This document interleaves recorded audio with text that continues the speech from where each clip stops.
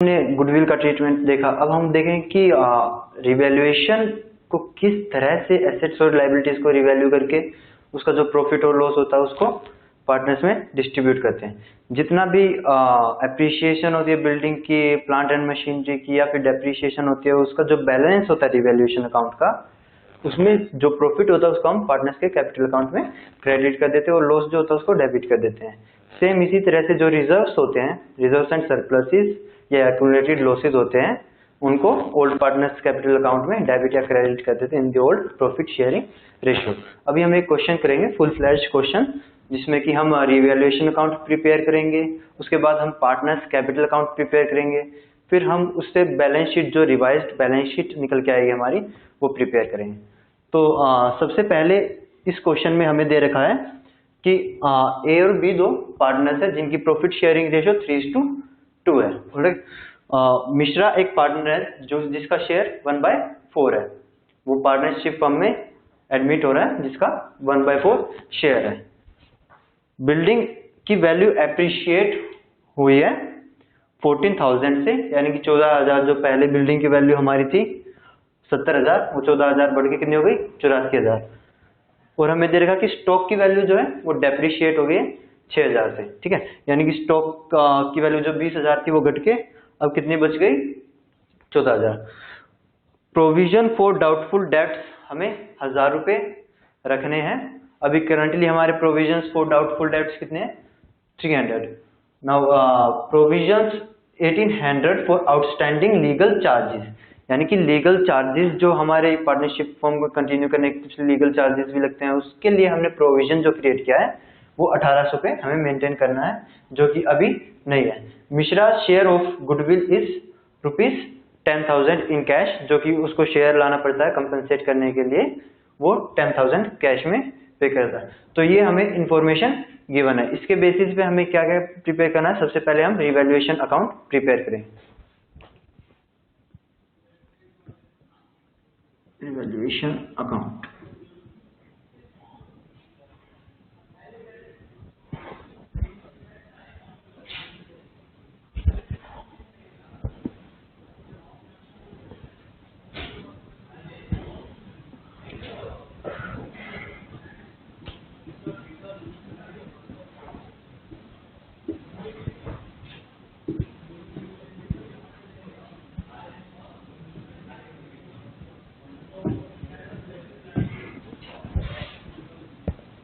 इस तरह से हमारा रिवैल्यूएशन अकाउंट का फॉर्मेट होता है। सबसे पहले हमें दे रखा है कि बिल्डिंग की वैल्यू जो है एप्रिशिएट हुई 14,000, यानी कि रिवैल्यूएशन अकाउंट की क्रेडिट साइड पे आएगा बाय बिल्डिंग जो है हमारी 14,000। उसके बाद हमें गिवन है स्टॉक की वैल्यू डेप्रिशिएट हुई है 6,000 से, तो ये किस साइड आएगा, इस side, debit side to stock.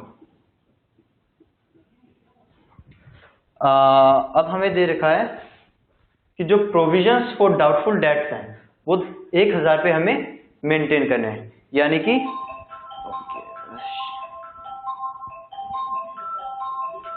Stop stop stop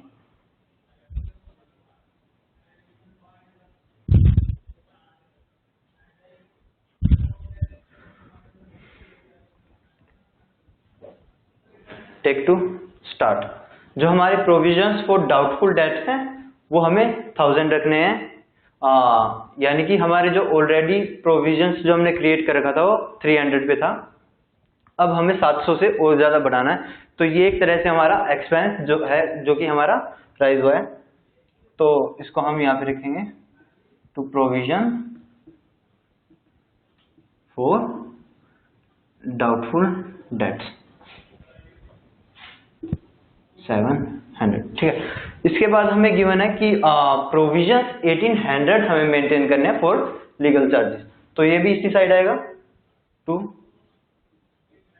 provision for legal charges. Amount कितना है 1,800। उसके बाद इसमें कुछ गिवन नहीं है revaluation of assets and liabilities के रिगार्डिंग, तो हम इसी से प्रॉफिट या लॉस जो निकल के आएगा उसको पार्टनर्स कैपिटल अकाउंट में डिस्ट्रीब्यूट करेंगे।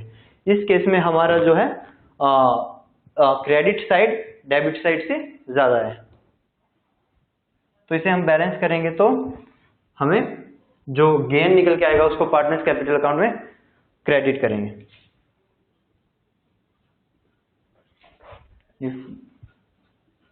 दोनों को बैलेंस करते हैं टू पार्टनर्स कैपिटल अकाउंट, ए और बी के में करते हैं। अब 14,000 में से ये जो सारी ये चीजें हम माइनस कर देंगे तो जो रिमेनिंग अमाउंट आएगी उसको हम इस रेशियो में डिस्ट्रीब्यूट कर देंगे, यानी कि 3:2 में उसको डिस्ट्रीब्यूट कर देंगे। अगर हम 14,000 में से ये सारी चीजें माइनस करेंगे तो हमारे पास आएगा 5500। अब 5500 को ए और बी में अगर हम डिस्ट्रीब्यूट करेंगे 5:3 की रेशियो में, तो किस तरह से डिस्ट्रीब्यूट होगा? ए को मिलेगा 3300 और बी को मिलेगा 2200। तो इस तरह से हमने पार्टनर्स कैपिटल अकाउंट का जो क्रेडिट करना है वो अमाउंट हमने फाइंड आउट कर लिया, जो रिवैल्यूएशन अकाउंट से हमें गेन हुआ है। ए के में हमें करना 3300 और बी के में करना हमें 2200। अब हम पार्टनर्स कैपिटल अकाउंट प्रिपेयर करेंगे।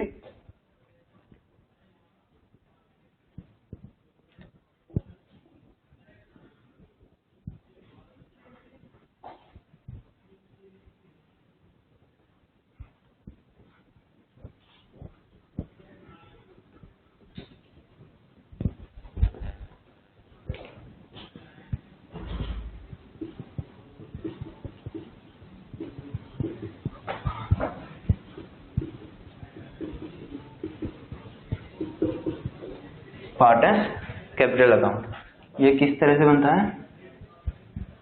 इसमें हम 3 पार्टनर्स का कैपिटल अकाउंट बनाएंगे।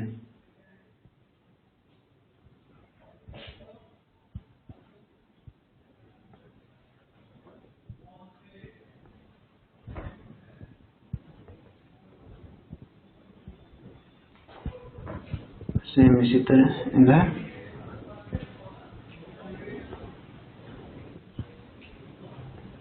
ठीक है, ए बी सी और सेम क्रेडिट साइड में भी A B C, in 3 partners का हमने कैपिटल अकाउंट बनाना है।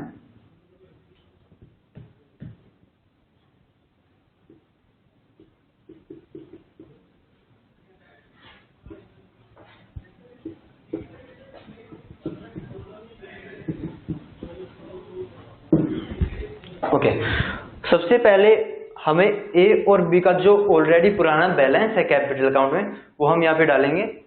ए और बी का बैलेंस है 70,000 और 60,000 respectively, by balance brought down कितना है 70,000 और 60,000।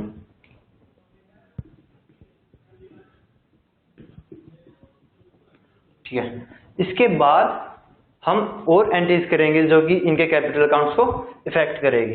इसके बाद हम डालेंगे रिजर्व्स। रिजर्व्स हमारे कितने हैं? 15,000 हमारे जो रिजर्व्स है उसको हम किस रेशियो में डिवाइड करेंगे? वो हमारी पुरानी प्रॉफिट शेयरिंग रेशियो जो है 3:2 में इसको डिवाइड करेंगे। अगर हम रिजर्व्स को 3:2 में डिवाइड करेंगे तो कितना कितना रिजर्व आएगा? 50,000 को अगर 3:2 रेशियो में डिवाइड करते हैं तो 9,000 ए के लिए और 6,000 बी के लिए, वो हम यहाँ पे डाल देते हैं बाय रिजर्व्स 9,000 और 6,000। इसके बाद हमने रिवैल्यूएशन अकाउंट से जो प्रॉफिट हुआ था इन 2 पार्टनर्स को वो हम इनके कैपिटल अकाउंट में क्रेडिट कर देंगे बाय रिवैल्यूएशन अकाउंट। कितना कितना हुआ था? ए को 3,300 और बी को 2,200। इसके बाद हम क्या डालेंगे इसमें? जो हमारा गुडविल का अमाउंट पे किया मिश्रा ने, शेयर जो गुडविल का अमाउंट दिया उसने 10,000 रुपए, उसको हम 3:2 रेशियो में डिवाइड कर देंगे, यानी कि ए को मिलेगा 6,000 और बी को मिलेगा 4,000 बाय प्रीमियम फॉर गुडविल, ठीक है। ए को कितना मिला 6000 और बी को 4000।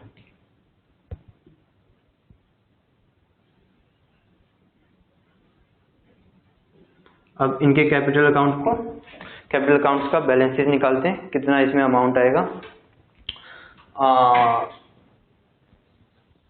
जो ए और बी का हमने देखा कि ए और बी का पहले 70,000 और 60,000 था। अब इसमें सारी चीजें हम ऐड करेंगे तो हमारा कितना बैलेंस निकल के आएगा 70,000 प्लस 9,000 9,000 8200 300 एंड 6,000 इज 88,300।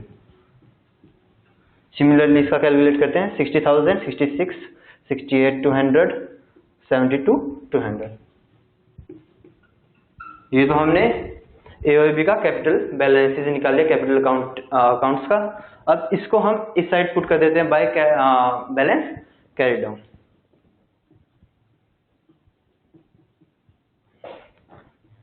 $88,300 $72,200। अभी सी के अकाउंट को हम नहीं टच कर रहे, यहाँ पे एज इट इज इसको उतार लेते हैं, ठीक है। अब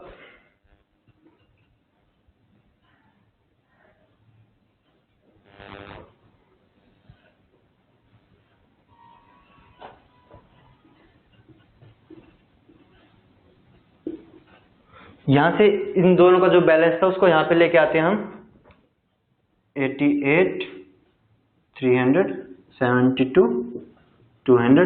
अब जो सी का जो कैपिटल बैलेंस है वो कितना होगा, हमें गिवन है कि इट विल बी 1/4 शेयर। तो जो कैपिटल अकाउंट का बैलेंस ए और बी का है उसका 1/4 शेयर सी लेके आएगा। तो उसे हम कैलकुलेट करते हैं कि सी का शेयर कितना होगा। हम उसको यहाँ पे करते हैं, ठीक है। ए की कैपिटल प्लस बी की कैपिटल यानी कि 88,300 प्लस 72,200 डिवाइडेड बाय 4, जो कि हमारा निकल के आएगा ये निकल के 160 500 डिवाइडेड बाय 4। इसको हम डिवाइड करते हैं तो कितना आएगा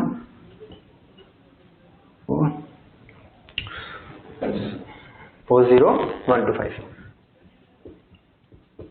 यानी कि जो सी पार्टनर ने पे किया होगा कैश या बैंक से जितना पे किया होगा वो उसने 40,125 रुपये उसने पे किया होगा। तो हम यहाँ पे डाल देते हैं बाय बैंक 40,125। ओके, अब बैलेंस कैरी डाउन करते हैं।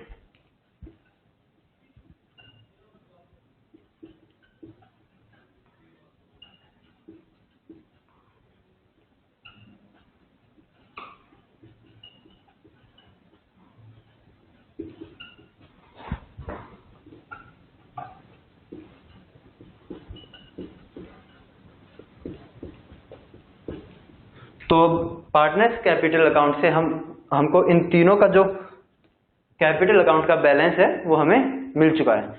ए का कैपिटल अकाउंट बैलेंस है 88,300, बी का 72,200 और सी का 40,125, जो हमने इन दोनों की कैपिटल के बेसिस पे कैलकुलेट किया। इन दोनों की कैपिटल अगर हम स्टार्टिंग में करते डायरेक्ट सी का शेयर ऑफ कैपिटल तो हमारा गलत निकल के आता, क्योंकि पहले इन दोनों की कैपिटल 70,000 और 60,000 थी, उसका 1/4 करते तो वो कम होता, क्योंकि रिवैल्यूएशन अकाउंट और रिजर्व जो उसमें ऐड हुए हैं ए और बी की कैपिटल में उसकी वजह से सी को ज्यादा पे करना पड़ा।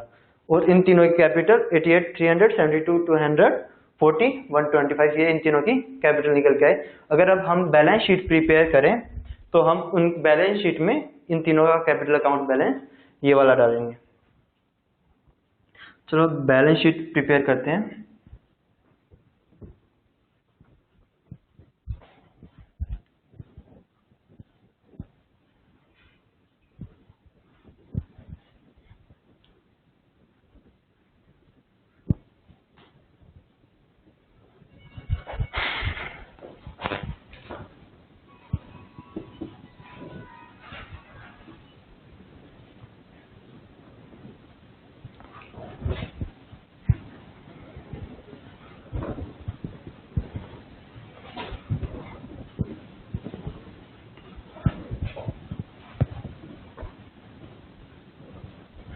साइड हमारी लाइबिलिटीज आती हैं,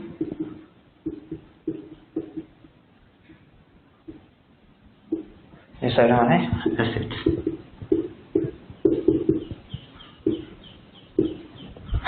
सबसे पहले हमारा कैश बैलेंस, जिसमें कि कोई चेंज नहीं हुआ, एज इट इज हम 14,800 यहाँ पे उतार देते हैं।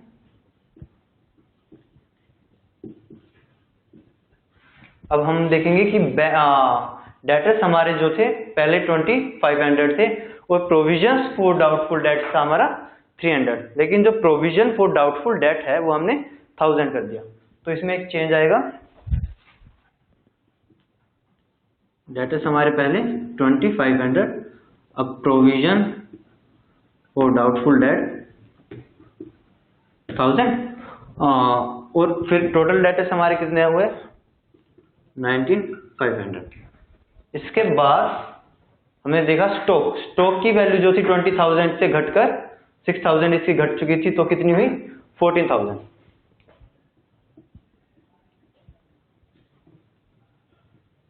ओके, उसके बाद हमारी बिल्डिंग की वैल्यू एप्रिशिएट होगी, कितनी हुई 14,000 से बढ़ गई, यानी कि पहले हमारी थी 70,000, अब हमारी हो गई 84,000।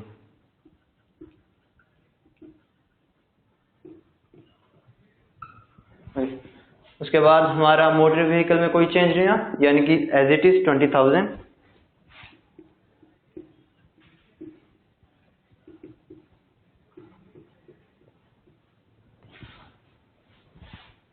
प्लांट जो हमारा, उसमें कोई चेंज हुआ था नहीं, प्लांट में भी हमारा कोई चेंज नहीं हुआ, तो प्लांट की वैल्यू भी एज इट इज 40,000।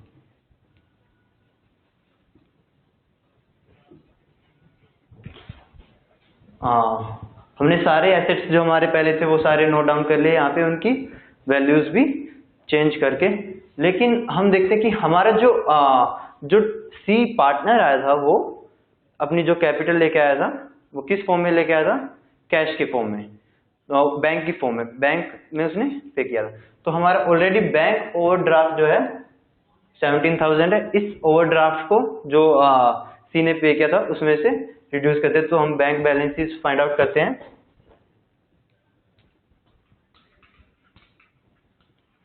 यहाँ पे करते हैं बैंक बैलेंस। बैंक बैलेंस हमारा कैसे निकल गया है, पहले उसने 10,000 अमाउंट पे किया था फॉर गुडविल, जो कि अभी पार्टनर्स ने विड्रॉ नहीं करवाया, तो अभी भी वो बैंक में होगा।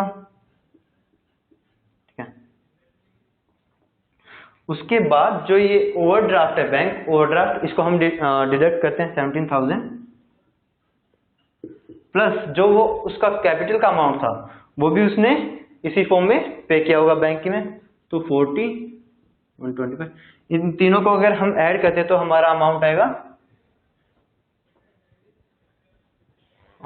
33,125। तो यहाँ पे हम बैंक बैलेंस डाल देते हैं।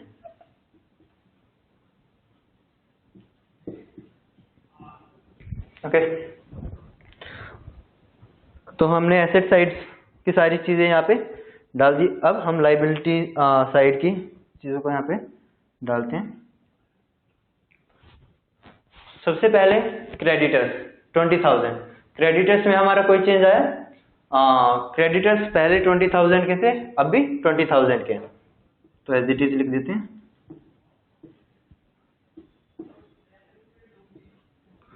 दूसरा हमारा बिल्स पेबल, बिल्स पेबल में भी कोई चेंज नहीं आया, पहले भी 3,000 के, अब भी 3,000 के।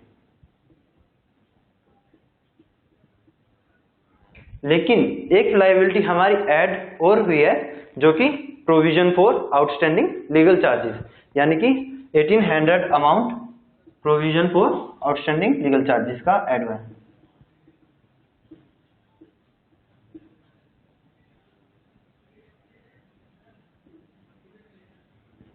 ठीक है, इसके बाद हम कैपिटल अकाउंट के बैलेंसेस लिखते हैं, ए, बी और सी के, जो हमने पार्टनर्स कैपिटल अकाउंट प्रिपेयर किया था उससे निकल के आए थे।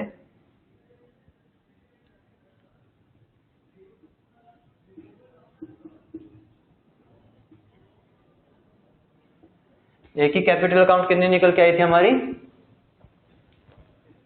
88,300, बी की निकल के आई थी 72,200 और सी की 40,125।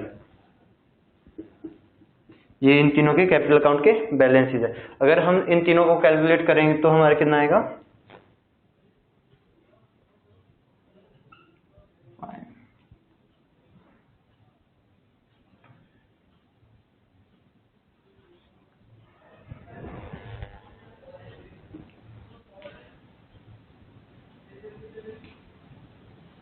$2,06,25। ये इन तीनों का अगर कैपिटल अकाउंट्स का बैलेंस निकालते हैं तो इतना आएगा। अब हम दोनों को बैलेंस कर देते हैं, एसेट साइड्स को भी और लायबिलिटी साइड को। ये कितना आएगा, 20,000 प्लस 24,800 प्लस 6 यानी कि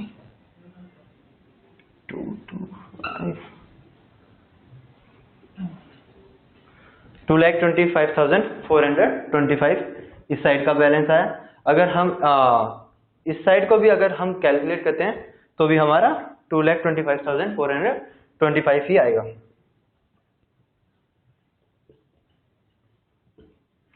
इस तरह से दोनों एसेट साइड और लायबिलिटी साइड इक्वल रहेंगी हमेशा।